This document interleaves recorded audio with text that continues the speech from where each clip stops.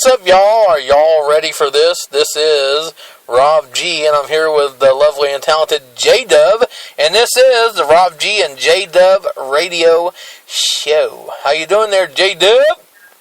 Doing very fine, thank you, sir. I just want to say right away, for those of you listening to us on the Rob's World Radio Network, you are also available now at robgandjdub.webs.com. It's our own website for this little show we got going on here. What do you think of that, J-Dub? Sounds good. Of course, you've had the opportunity to take a look at the website. What do you think of it? Love it. Absolutely love it. I think it's pretty awesome, I'll be honest with you. And we got on the Rob G and J-Dub Radio Show website, we of course have the different links to the different places that we're playing at, like Vlog Talk Radio, 1,000 Mics, and all that. And we also have a link to our YouTube channel. You can click on the music and podcast, our radio show sponsors, and you can meet the cast. There's a link there where it shows us, and it's pretty awesome. I gotta say, I'm a pretty sexy devil. Oh, Lord. Speaking of sexy devil, on my day job today, you'll never guess what happened. You met Bert Convey. No, close. Two things happened. Number one, I picked up this girl who is a stripper. And this is like 8:30 this morning. And we were talking or whatever, driving down the road, and all of a sudden she looked over and she's staring at me, right? And I'm looking, and I keep kind of glancing back over, and she keeps staring at me. After like 2 or 3 minutes, I was like, what? And she looked right at me, and she goes, I'll give you $5 if you take your shirt off. Yuck.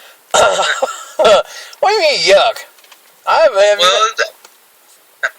o'clock in the morning is awful early to see that, ain't it? Well, you know, I'm a damn good-looking man. So I was like, I said, I'll have to go ahead and pass on that one. And then later on, I picked up that one guy that used to always go to the bar all the time. He's drunk, dude, this is about noon. And he said, do I have credit? And I was like, no, you ain't got no credit. He goes, oh, I was just messing with you, honey. I said, I'm not your honey. Yeah, sure you are. Not for $4, I ain't. Well, let's go ahead and jump right into the show. What do we got here? We got this first story, J-Dub, that I want to talk about. This Army Ranger. Now, this is why don't you go ahead and do this story? I'm already getting pissed off. Okay. Army Ranger sentenced 25 years for killing known terrorists in self-defense. Enemy combats are free to only go back to the killing field of jihad. Our boys rot in prison. October 20th, this was a few years ago, 2009, Army Ranger First Lieutenant Michael Bahana was sentenced to 25 years in prison for killing Ali Mansour, a known Al-Qaeda operative, while serving in Iraq. Mansour was known for, he's a known member of the Al-Qaeda cell operating in the lieutenant's area of operation. The Army intelligence officer believed he was under attack on Lieutenant Bahana's platoon, April 2008, which he killed 2 of the U.S. soldiers and injured 2 more. Army intelligence officer ordered the release of Mansour, that Taliban guy. Lieutenant Bena was ordered to return the terrorist to his home. During the return of Mansour, Lieutenant Bena again questioned the Al-Qaeda member for information about other members of the terrorist cell. The financial supporters, during their interrogation, Mansour attacked Lieutenant Bena, who killed the terrorist in self-defense. And he got 25 years. There you go. See, makes me mad. This is the thing I don't understand. You send these guys, and a lot of them are kids, over here to fight these wars that most of them, at least here lately, all this stuff is not even really our damn business. And you send us over there to interfere, and then, okay, go over here, take this gun, force these people to do something, but do it in a nice way. That's right. They're sent over there to kill, and then when they kill, they get in trouble for it. Yeah. That's your government for you. I just don't understand it. It don't make no sense to me. They know more than you do. I'm gonna leave that story alone because I'm getting pissed off. I wish you would. Well, because I'm really. This Duke lacrosse player accused of convicted murder. A jury found Crystal Magnum. That sounds kind of like a porno name. It does. Guilty of second-degree murder Friday for stabbing and killing her boyfriend, Reginald Day, in 2011. Well, after Superior Court Judge Paul Ridgway sentenced Magnum to 14 years and 2 months to 18 years in prison, deputies immediately led her handcuffed out of the courtroom. Well, Magnum attorney Daniel Meir said that she will appeal. In 2006, Magnum accused 3 Duke lacrosse players of raping her at a party. Well, the charges were later dismissed after the evidence did not back up Magnum's story. Her accusations tore apart the Duke lacrosse program and resulted in disbarment of District Attorney Mike Nifong. I think I remember hearing this story. I remember. Because they were at a party and they were all drinking, and then she had sex with him, and then she was like, "Oh no, I didn't. They raped me." And then like the guy, like the kid, like he got kicked out of school, and he was gonna go to jail. I remember that. And I'm not gonna answer that on one way or another because I wasn't there. I don't know the situation, but I do know. That's what they were talking about. I do know from my own personal experiences, people get drunk and do stupid things, and then they regret it later. And I'm not saying that's the case on this because I don't know. Right. But I think if everybody's drunk and everybody's doing it, I mean, I don't see the issue. But I don't know. You know what I mean? There you go. What do you think of that? I think if you're drunk, you do stupid stuff, you should not try to get yourself, not try to get somebody else in trouble because you were drunk and you were out whoring around. I'm not saying that she was, but it takes 2 to tango. Well, or 3 or 4 or whatever. Part of me hopes that it wasn't rape, and another part of me hopes that she's not just lying and being ignorant about it. But then again, that's not even the story we're talking about. She got accused of stabbing and killing her boyfriend. So, right. I mean, did she do it? I don't know, but the judge thinks so, and she got sentenced. So, go ahead. Well, she had to do something.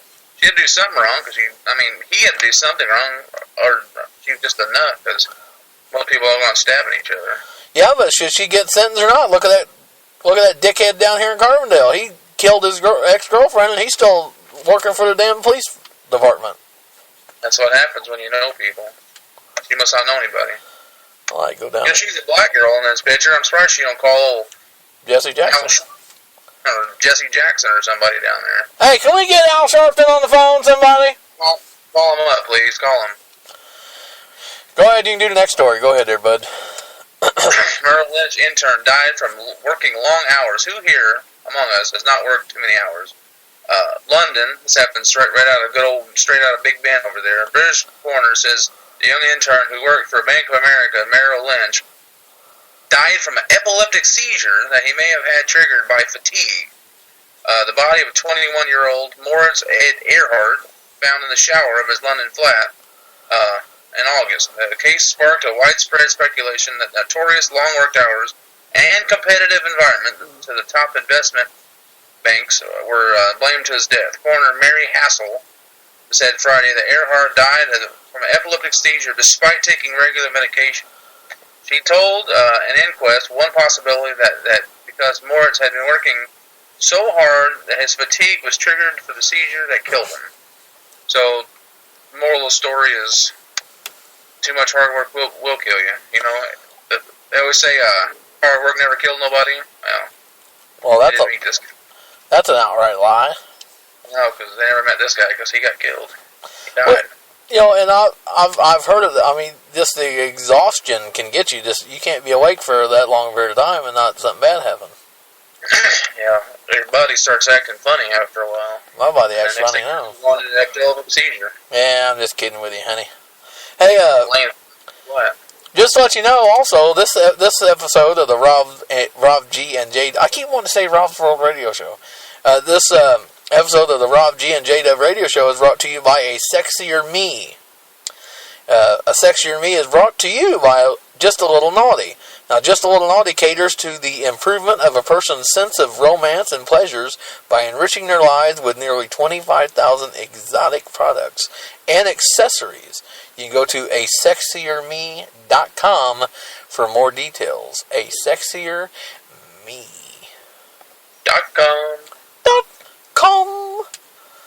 Anyway, this happened in Ohio. Listen to this crap. For the first time ever, and the Rock meets That's Jericho. Never mind. Anyway, what the hell was that? I don't know, what was that? Well, the first time in Northeast Ohio, state troopers made an arrest under the state's new hidden compartment law. Well, the bust happened yesterday on the turnpike in Lorain County. They pulled over the drivers for speeding, but then troopers noticed several wires running to the back of the car. Well, those wires then led them directly to a hidden compartment. Around 5 p.m. on Tuesday, state troopers made the arrest under the law, which is meant to combat criminals who modify the inside of their car, allowing them to store drugs and weapons inside secret compartments, which can often only be accessed electronically. Well, troopers arrested 30-year-old Norman Gurley. He looks girly. who did not even have any drugs on him. But it didn't matter, because in Ohio, just driving a trap car is a felony. So in other words, because they believe that that's what that was, he didn't have no drugs on him, no drugs in the car, nothing. But because he had some wires running to his trunk, which is probably speaker wire or something, this guy looks like he probably drives about an 85 Lincoln town car. You know what I mean? Yeah. So they found no drugs at all, but they arrested him. That is bullshit. That's bullshit. I just don't get it. Well, it's the fuzz for you, man. They do whatever they want to. That's how they roll. Well, that is dumb. Well, there you go. All right, go ahead. Well, I don't even know. I'm so sideways here. Let me figure out what I'm going to do. $200 million development now under construction, located above an earthquake fault.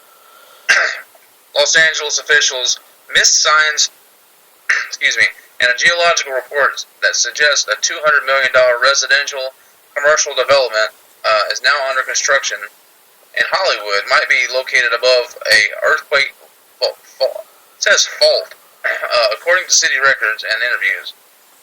The information is contained and written by the engineering consultant hired by the developer of Boulevard 6200. Project was filed in the city reported obtained by the Times under California Public Records Act. Groundwater levels varies by as much as 30 feet below the property. Geologists generally consider uneven groundwater levels in California to be a strong indicator of an earthquake fault. Somebody should have called Julie before they started digging. That's kind of stupid to me too, though. I mean, because first of all, you don't know that it's going. I mean, everywhere you go is underneath the damn fault line. There's going to be an earthquake, but who knows when it's going to happen? I mean, that's like one of them what if things. I mean, you can't just be all nervous about putting anything anywhere. I mean, I understand there's a fault line, but golly, it might not have an earthquake for 1,000 years. Who knows? 1,000 years, or maybe right now. What if there's a tornado? Could be. What if some fat guy goes in there and falls down wearing yellow jogging pants and tilts back and forth on his belly until somebody comes there and tells him to get up off the ground? Right. Well, this next story here, this is Washington, D.C. The Washington Business Journal reports Stadium Club has been cleared to reopen after a $150,000 tax debt owed by owner James Redding was paid. The D.C. government no longer owns a strip club. Well, I bet you Bill Clinton's pissed about that. Well, anyway, the original post, the Stadium Club was seized by the D.C. Office of Tax and Revenue today. This is the original post. The district's Office of Tax and Revenue has seized the Stadium Club, a steakhouse and gentleman's club popular with professional athletes and hip-hop artists, and the home for a reality show called Strip Club Queens. I've never seen that. I never either. I'm going to look it up. In order to pay off the debts of owner James Redding. Well, Redding operated the True Orleans restaurant on H Street Northeast until September, when the city shut that troubled venue down too, over more than $100,000 in unpaid sales and sales use taxes. Redding never paid his debt, the city says, so it moved in to seize his assets, including the Stadium Club. It's not like this guy just needs to go to jail. He don't want to pay none. They sent Willie. They took all that shit from Willie Nelson. Why can't they take it from this guy? I think they should. Well, he sounds like he's in a habitual, no tax paying, whatever. I mean, they sound like to me like they just need to haul his ass to jail. I agree. Alright, well, I'm going to go ahead and do this next one. Elderly ex-con robs bank because he missed prison. Chicago, an aging ex-con who deliberately got caught robbing banks so he could go back to prison, should have his wish fulfilled, federal prosecutors say. Walter Euban, 73, who spent most of his adult life behind bars, who apparently is so unhappy with living as a free man that he stuck up a BMO Harris Bank, 7077 West Dempster Street, North suburban Niles, February 7th, with the intention of being caught, according to the Chicago Sun-Times. He told FBI agents that he wanted to go back to the only life he knew, prison life. According to the court papers he filed this week by the U.S. State's Attorney. Prosecutors want U.S. District Judge Sharon Johnson Coleman to lock him up for 6 to 8 years, a sentence they acknowledge would seem like be rewarding him for precisely what he wanted. So he wanted to go to jail. So if you tell him, if you rob a bank, you say, I did that because I want to go to jail, and they don't put you in jail, is that good? I don't know. If so, I know a lot of people that can start knocking off 7-Elevens. Well, I don't know. That's some people get institutionalized, and they don't know how to live on the outside, and they don't even really want to live on the outside. Yeah. This guy's thinking this.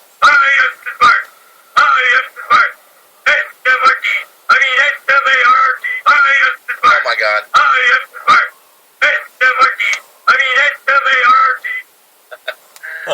Sorry. Okay then. My button got stuck, sorry. That's what she said. So this happened in Australia. An infant girl who was I want to tell another story as soon as I tell this one. An infant girl who was abducted in South Carolina 19 years ago has been found living a normal life in Australia. This is what authorities said. It said her mother faces federal kidnapping and other charges. Okay. Her mother kidnapped her? I don't really consider that a regular kidnapping. Well, anyway, Savannah Catherine Todd, now 20, of Isle of Palm, South Carolina. I guess it's South Carolina. Disappeared in April of 1994 as her parents were in the middle of a bitter divorce battle. Until earlier this month, she hadn't been seen since. Well, William Nettles, the U.S. Attorney for South Carolina, said in a statement. That's what he said. Anyway, the statement gave few details, saying that only Todd has been located and found to be safe, healthy, and otherwise living a normal life, and that her mother, Dorothy Lee Barnett, was arrested November 4th in Australia. Okay, now see, the headlines of this kind of makes it sound a little different, because I understand that it was kidnapping because the judge said it wasn't, but then again it was taken by her mother, and her mother led her to a healthy life, and I don't really see what the big deal. I can understand a little bit, but not really.